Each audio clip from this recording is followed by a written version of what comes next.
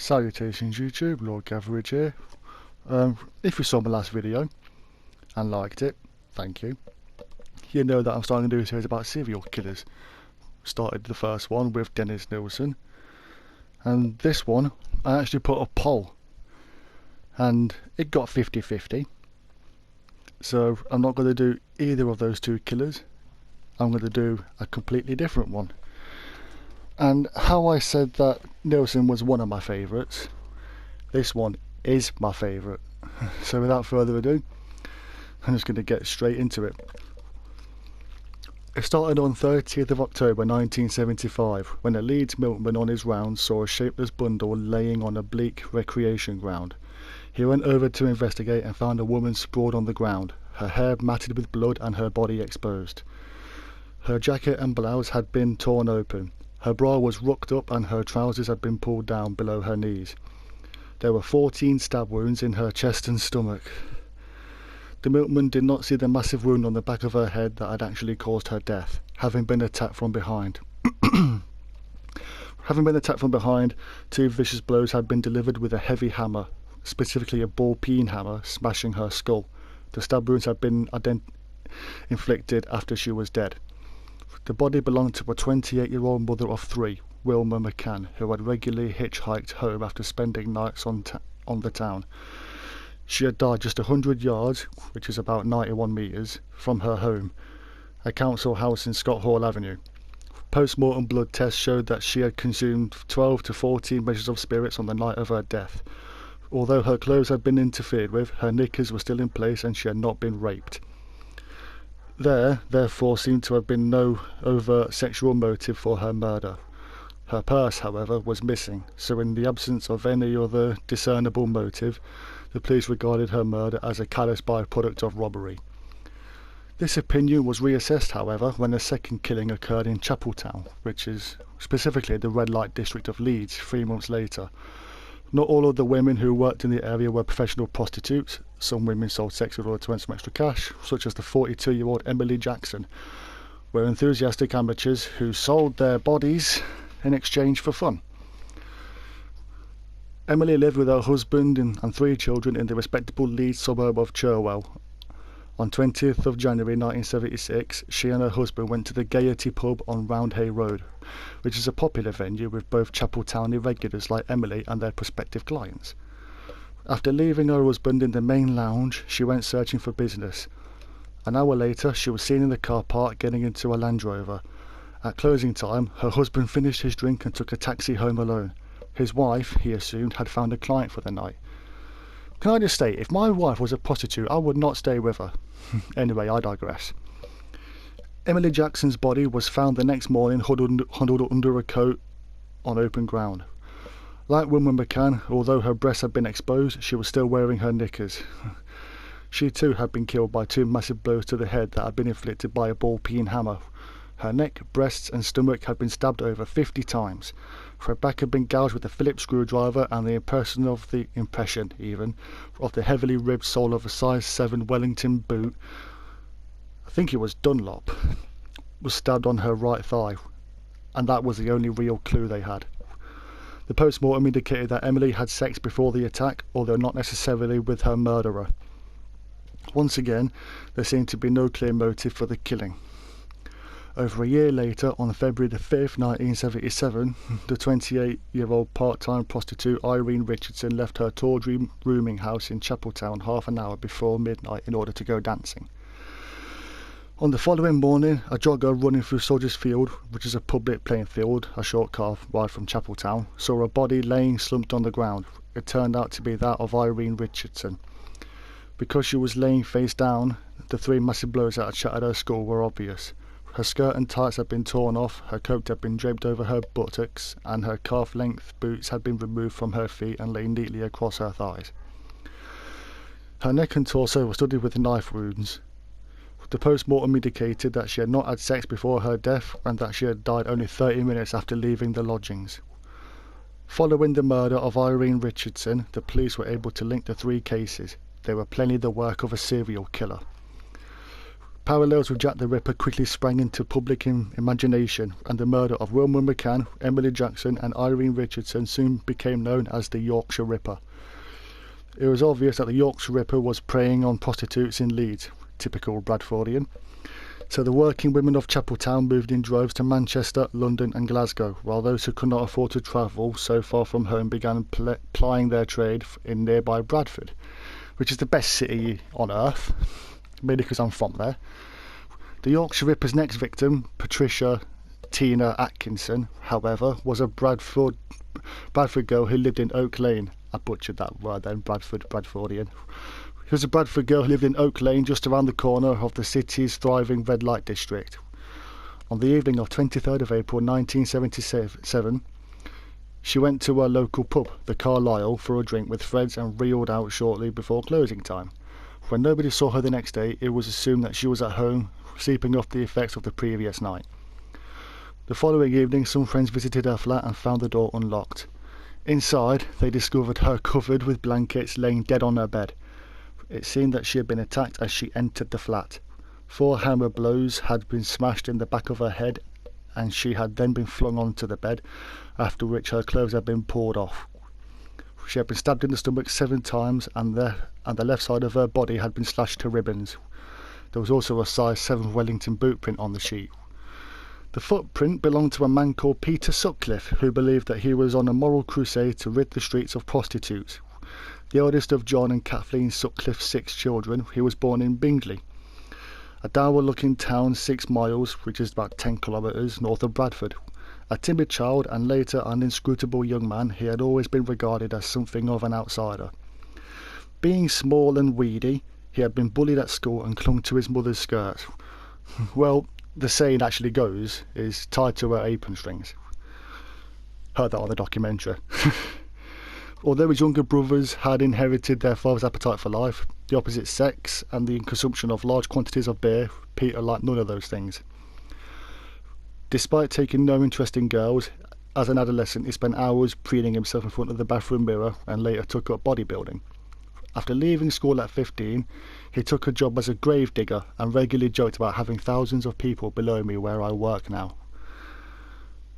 During his 3 years as a gravedigger, he developed a macabre sense of humour. He once pretended to be a corpse, for example, laying down on a slab, throwing a shroud over himself and making moaning noises when his workmates appeared. See, that does sound like a good sense of humour, but also a bit clapped.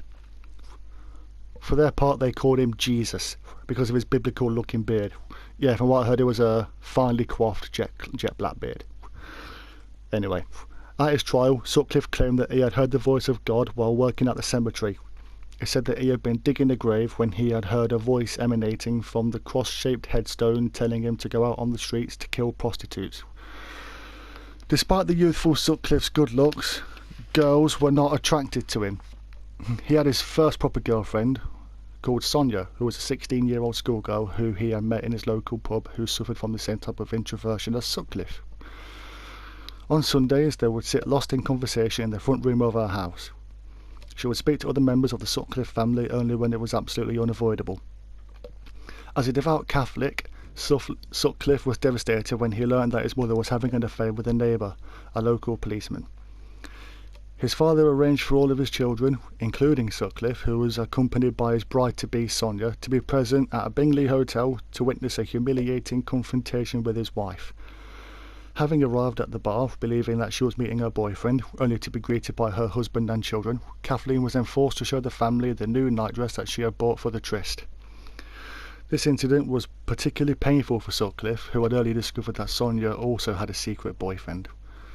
Later in the same year, Sutcliffe carried out his first known attack, following a row over a £10 note hitting a Bradford prostitute over the head with a sock containing a stone. Psychiatrists later said that the discovery of his mother's affair had triggered his psychosis. Yeah, apparently, the stone in the sock, he hit it that hard, the stone flew out. Madness. Or should I say, clapped, make it a double. After a courtship lasting 8 years, Sutcliffe and Sonia were married.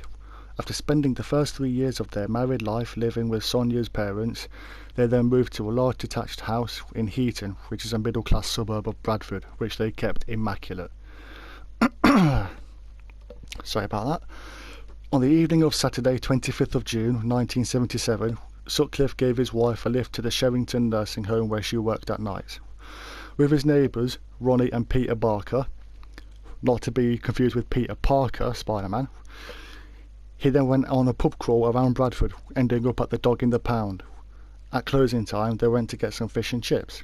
It was well past midnight when Sutcliffe dropped the Barker brothers at their front door, but instead of parking his white Ford Corsair outside his house, Sutcliffe drove off down the main road towards Leeds.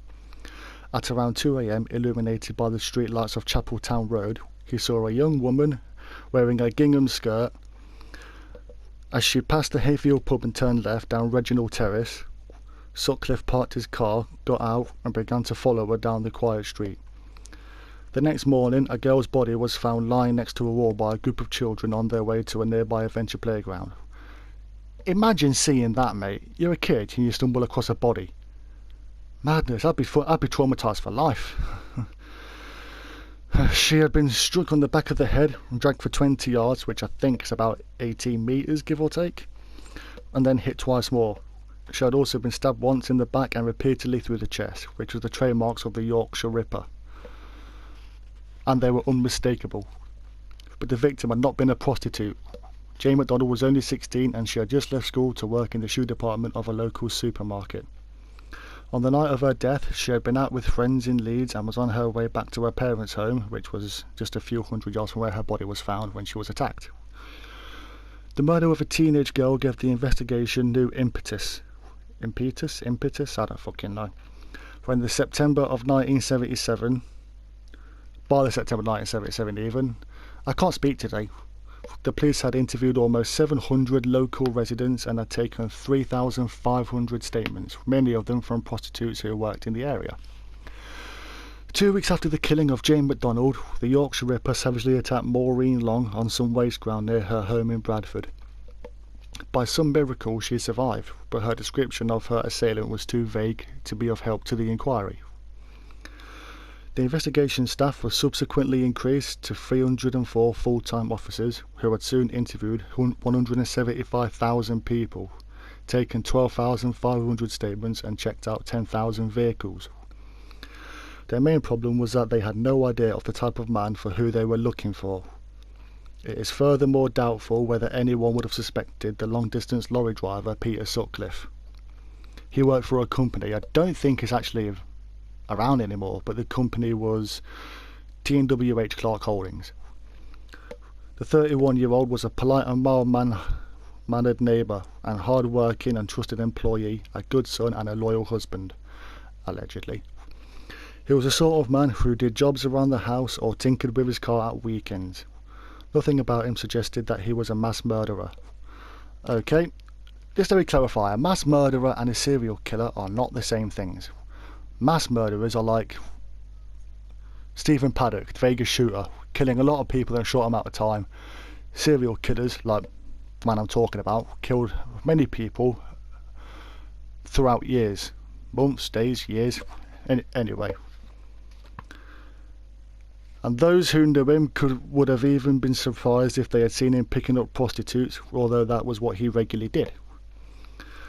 On Saturday, 1st of October 1977, Jean Jordan climbed into Sutcliffe's new red Ford Corsair near her home in Moss Side, Manchester. She took £5 in advance and then directed him to some open land 2 miles, which I think is 3 kilometres, I don't really know, 3 or 4 give or take. That was used by prostitutes when entertaining their clients. Fucking hell, I can't speak. Tribute to Mark Goldbridge there. They were a few yards from where the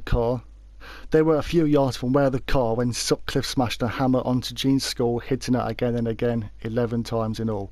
I really can't speak today. I really can't. He then dragged her body into some bushes, but before he could proceed further, another car arrived and he made a quick getaway. Coward. As he drove back to Bradford, Sutcliffe realised that he had left a vital clue on his victim's body, which was the £5 note that he had given Jean. It was brand new, it had come directly from his wage packet and could therefore link him to the dead woman, because it was traceable. He waited nervously for 8 long days.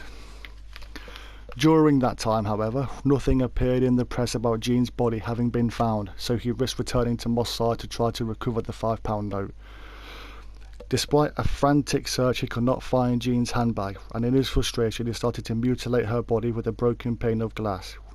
He even tried to saw off her head in an attempt to remove his hammer blow signature, but the glass was not sharp enough to sever her spine. In the end he gave up, kicked the body several times and then drove home. On the following day, an allotment owner discovered Jean's naked body.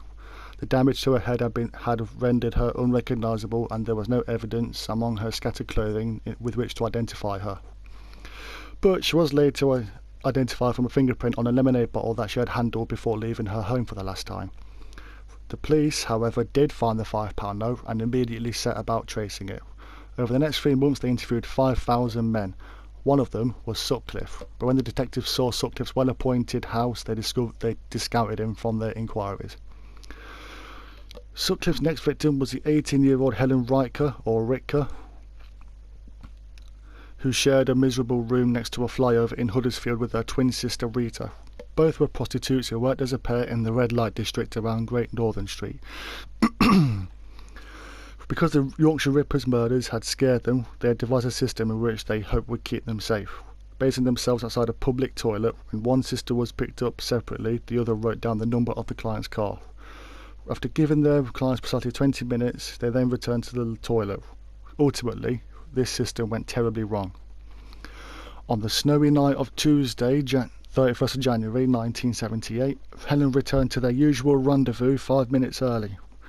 At 9:25 p.m, a bearded man in a red Ford Corsair offered her the chance of making a quick £5, which she accepted, thinking that she could perform her services quickly and be back at the rendezvous before Rita returned. Helen took her client to the nearby Garrard's timber yard, or Garrard, I don't fucking know. Because 2 men were already there, Sutcliffe could not kill her straight away and instead had sex with her in the back of the car. To return to my earlier statement, he was not a devout husband. By the time they had finished, the men had gone, so as Helen got out of the back seat to return to the front of the car, Sutcliffe swung at her with his hammer, but missed, hitting the door of the car.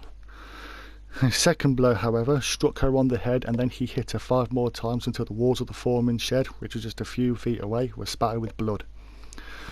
After that, Sutcliffe dragged Helen's body into a wood pile and hid it. Her bra and black polo neck pullover had been pushed above her breasts. Although she was still wearing her socks, the rest of her clothes were scattered over a wide area. Her black lace knickers were found pinned to the shed door by a lorry driver the next day. Rita, who had waited for her sister at the toilet, was desperately worried when she did not appear, but her fear of the police prevented her from reporting Helen's disappearance for 3 days. It was a police Alsatian that found the hidden body. Helen had been horribly mutilated, and there were 3 gaping wounds in her chest where she had been repeatedly stabbed.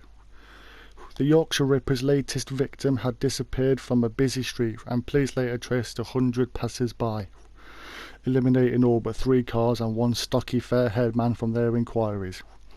Although they appealed on the radio to any wife, mother or girlfriend who suspected that they were living with the Ripper to come forward, and no one did. A few weeks later, a passerby spotted an arm sticking out from under an overturned sofa on a wasteland in Bradford's red light district. After initially thinking that it belonged to a tailor's dummy, the putrid aroma that emanated from it sent him rushing to a telephone. The body was that of the 22-year-old Yvonne Pearson, who was a high-class prostitute who serviced the rich businessman trade in most of Britain's cities. She had been murdered 2 months earlier, 10 days before Helen, and the killing bore all of the hallmarks of the Yorkshire Ripper. A hammer blow to the head had smashed her skull. Her bra and pullover had been pulled up, exposing her breasts, and her chest had been repeatedly jumped on. Bouncy, bouncy indeed, mate. Her black flared trousers had been tugged down, and some of the sofa's horsehair stuffing had been rammed into her mouth. Nay. Friends had reported that Yvonne had spoken of her fear of the Yorkshire Ripper only days before she had disappeared. On the night of her death, she had left her 2 daughters with a neighbour and was seen climbing into a car driven by a bearded man with black piercing eyes shortly after 9:30 p.m. Sutcliffe had killed her with a hammer on wasteland in nearby Arthington Street and had then dragged her body to the abandoned sofa, jumping on her corpse until her ribs cracked. Although he had hidden her body, the police deduced that the killer had become concerned when it had not been found because he later returned in order to make it more visible. Tucking a copy of the Daily Mirror dated 4 weeks after her death under her arm. 2 months after Yvonne Pearson's body was found, the Yorkshire Ripper attacked the 41-year-old Vera Millward. A Spanish-born mother of 7 children, Vera had come to England following World War II as a domestic worker. She lived with a Jamaican man. That's going to get me done, innit? That's going to get reported for racism. Although it's not racist, that's just my Jamaican accent. She lived with a Jamaican man and had resorted to prostitution in Manchester's Moss Side in order to earn money and help support her family. On the night of Tuesday, 16th of May 1978, she had left home for the Manchester Royal Infirmary to get painkillers to ease her chronic stomach pains. She died in a well-lit part of the hospital grounds, Sutcliffe hitting her 3 times on the head with a hammer and then slashing her across her stomach. Her corpse was discovered by a gardener the next morning, lying on a rubbish pile in the corner of the car park. 3 months later, the police again visited Sutcliffe, this time because his car registration had cropped up during checks carried out in Leeds and Bradford. They subsequently returned to question him about the tyres of his car. I should just say, by the way, that they were looking for the car tyres that matched the tyre tracks found at one of the murder scenes. As always, Sutcliffe was helpful and unruffled, giving them absolutely no reason to suspect him. Indeed, they didn't even think it was worth asking Sutcliffe what his blood group was. The Yorkshire Ripper's was rare, or for his shoe size, which was unusually small for a man. Suddenly, the Yorkshire Ripper's killing spree stopped. For 11 months, there were no more murders. The police speculated that he had committed suicide, taking his identity to the grave with him. It was all eerily similar to the disappearance of Jack the Ripper 90 years earlier. Sutcliffe, however, was not dead, nor could he suppress his desire to murder for much longer. On the night of Wednesday the 4th of April 1979, he drove to Halifax, getting out of his car around midnight and accosting the 19-year-old Josephine Whittaker as she walked across Savile Park playing fields. They spoke briefly, and as they moved away from the streetlights, he smashed in the back of her head with a hammer and dragged her body into the shadows. Her body was found the next morning.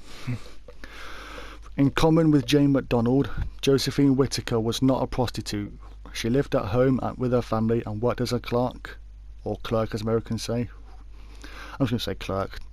Worked as a clerk at the headquarters of the Halifax Building Society. After her murder, no woman felt safe on the streets of Yorkshire after dark. 2 weeks before Josephine Whittaker died, a letter arrived at Bradford Police Station. It was postmarked Sunderland and dated 23rd of March 1979. The letter said that the next victim would not be killed in Bradford's Chapeltown district because it was too bloody hot there, as a result of the efforts of the cursed coppers. This oddly misspelling, it was spelt, it's cursed, but it's spelt cursed. This odd misspelling so closely aped Jack the Ripper's notes that it should have rung warning bells, but the police believed it to be genuine. Idiots. Handwriting experts confirmed that it had been written by the same person who had sent 2 previous letters purporting to come from the Yorkshire Ripper. Excuse me. This one furthermore mentioned that Vera Millward had stayed in hospital, information that the police wrongly believed could only have been gleaned from Vera herself. On the basis, they concluded that the writer of the 3 letters was indeed the Yorkshire Ripper. Traces of engineering oil had been found on one of the letters, and similar traces were now discovered on Josephine Whittaker's body. Next, the police called a press conference asking members of the public to come forward with any information that they might have about anybody who could have been in Sunderland on the days on which the letters were posted. Although the response was overwhelming, it ultimately produced merely more useless information that had to be checked, analysed and filed. On the morning of 18th of June 1979, 2 months after Josephine Whittaker's death, a buff-coloured envelope addressed in the same handwriting as the previous letters that the Yorkshire Ripper had allegedly sent. I say allegedly, wait for it, out of the police station. The envelope contained an audio cassette onto which had been recorded a 257-word message delivered in a broad Geordie accent.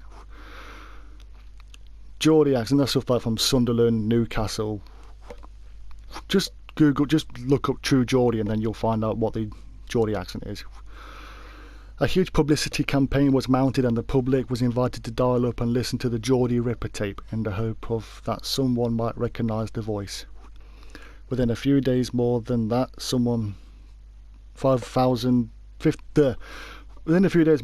50,000 people had called in. Linguists had confirmed that the accent was genuinely Wearside and had pinned it down to Castletown, which is a small, tightly knit suburb of Sunderland. 11 detectives were consequently installed in a Sunderland hotel and 100 officers combed the town. Although only 4,000 people lived in Castletown, the police could still not find their man, a cruel hoaxer who had a cast iron alibi. The identity of the Geordie Ripper, I knew his name but I forgot it.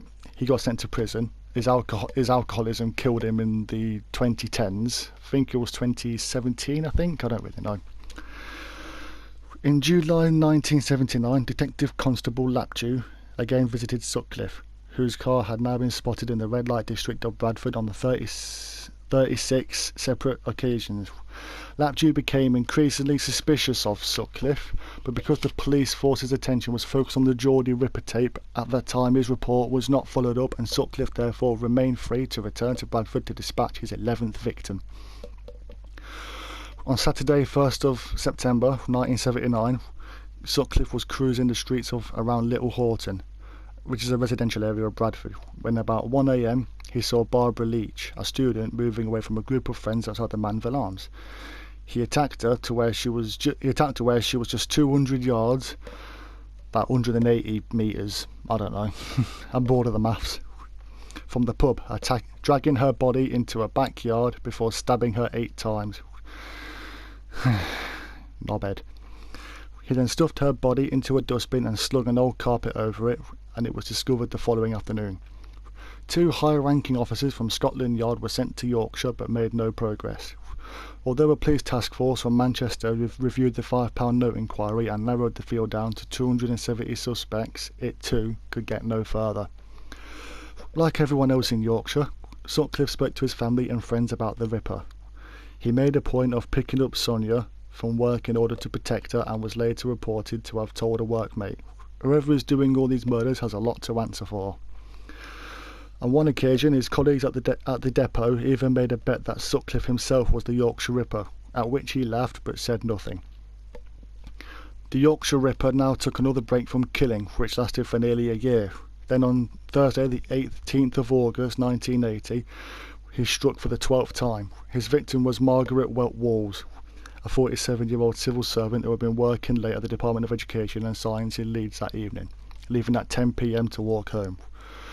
Her body was discovered 2 days later under a mound of grass clippings in the garden of a magistrate's house.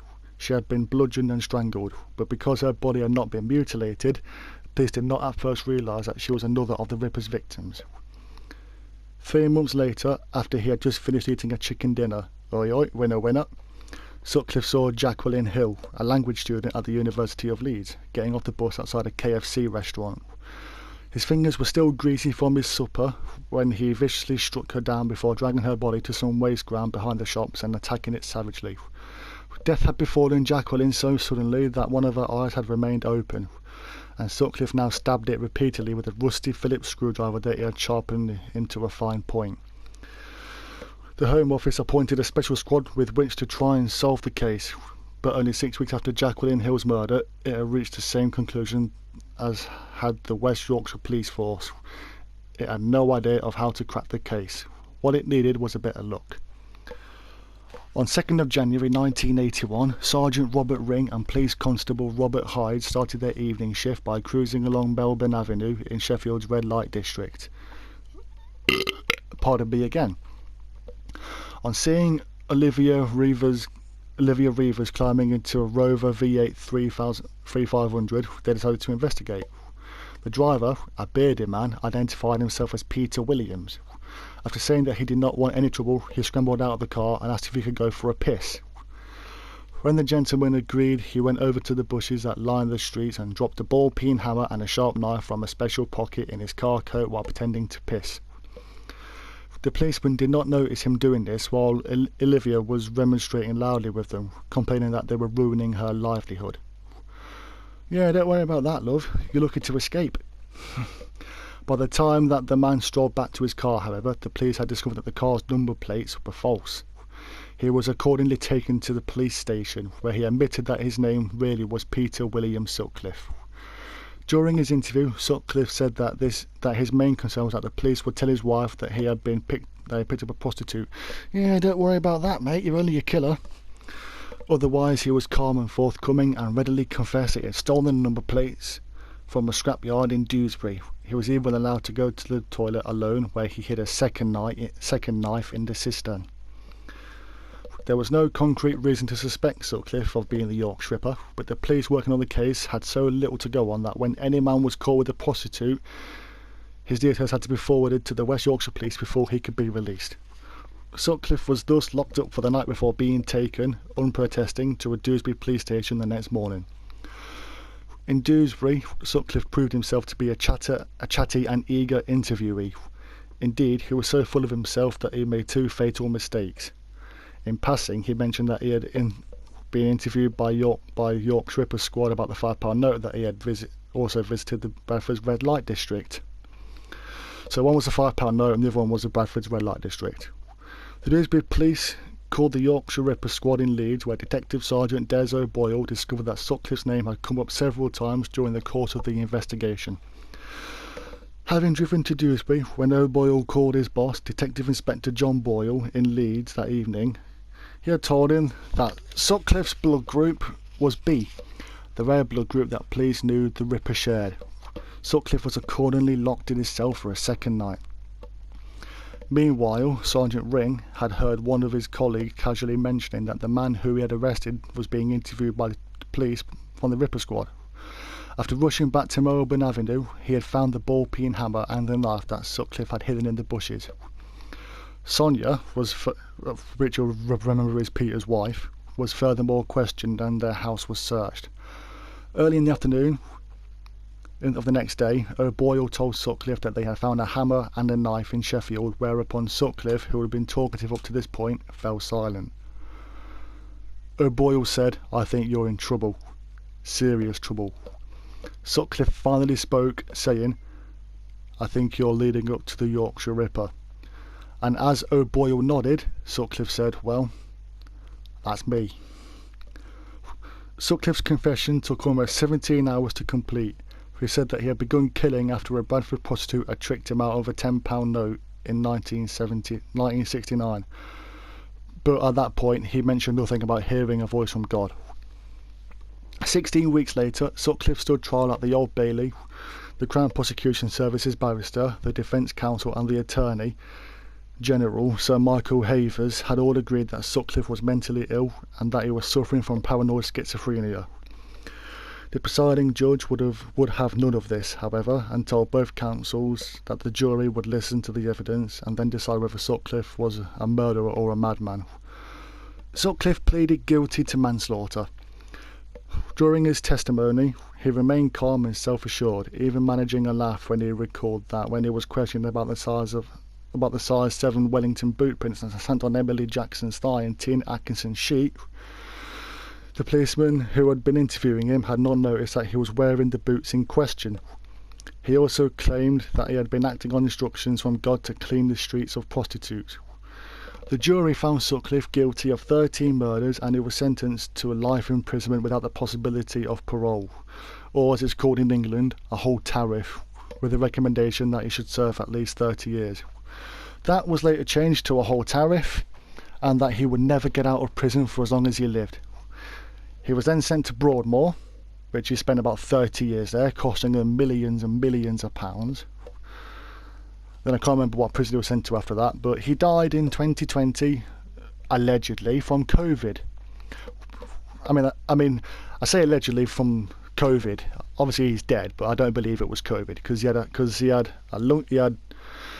COPD, lung conditions, heart conditions, and had a couple of heart attacks prior to his death. His brother, in a eulogy, prepared a eulogy and said, "Peter, we all loved you as Peter Sutcliffe, but you destroyed our families when you became the Yorkshire Ripper." And that is going to do it for this episode, ladies and germs. If you like the video, well, please give it a thumbs up. And let me know in the comments which killer you want me to do next. I'm torn between Jeffrey Dahmer and Jack the Ripper. Or I may even put Gacy into the mix. Let me know what you guys think. Anyway, thank you for listening. Please like, subscribe, and I'll see you in the next one. Peace.